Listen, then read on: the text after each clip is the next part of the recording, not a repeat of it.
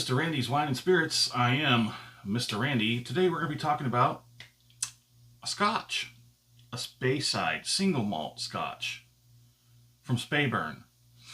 Have you heard of them? Let us know in the comments. Let's get on with it. So this is a Speyside single malt Scotch whiskey, and it is at 40%.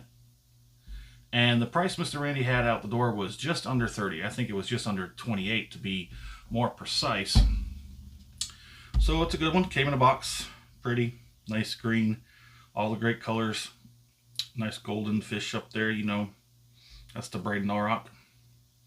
We'll go ahead and let you have a look at that. Finished in rum casks for a fruity, caramelized, and soft spiced finish. Notes of tropical fruit, spice, vanilla, and honey. Product of Scotland. Thank you, Scotland. So on the side, it's going to have your tropical fruit, honey, spice, vanilla. Check out the other side first.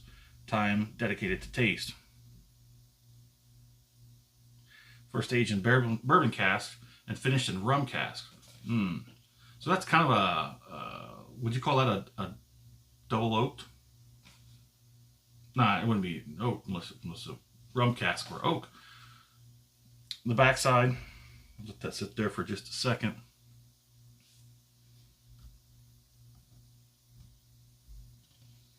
So, distilled, matured, and bottled in Scotland.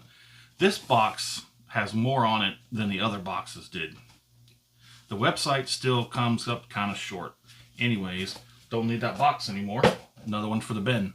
So, of course, you already know we're going for this one. Get a good look at the bottle here.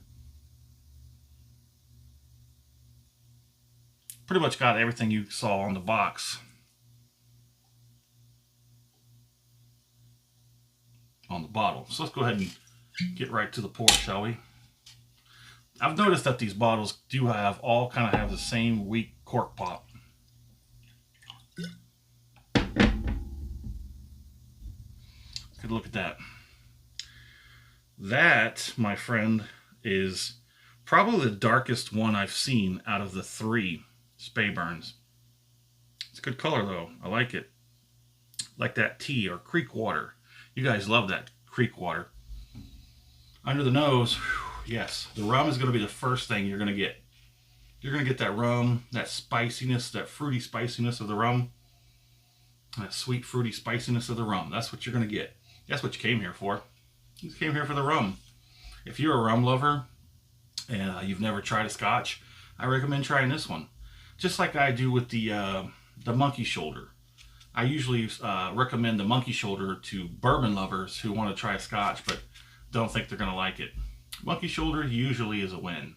They'll usually win you over. But this one's for the rum lovers. If you like Scotch, you like rum, and you haven't tried this one, you're missing out. Let's go ahead and get it on the palate.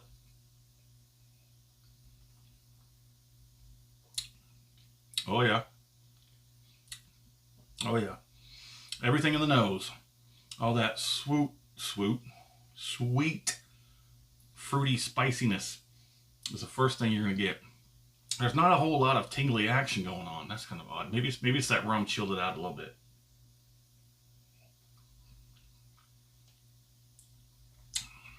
Yeah, it's good. It's sweet. A little bit of spiciness. There's some fruitiness because of the rum. There's like next to no like not a whole lot of tingleness going on in there. But I don't know. Let's go ahead and finish it off.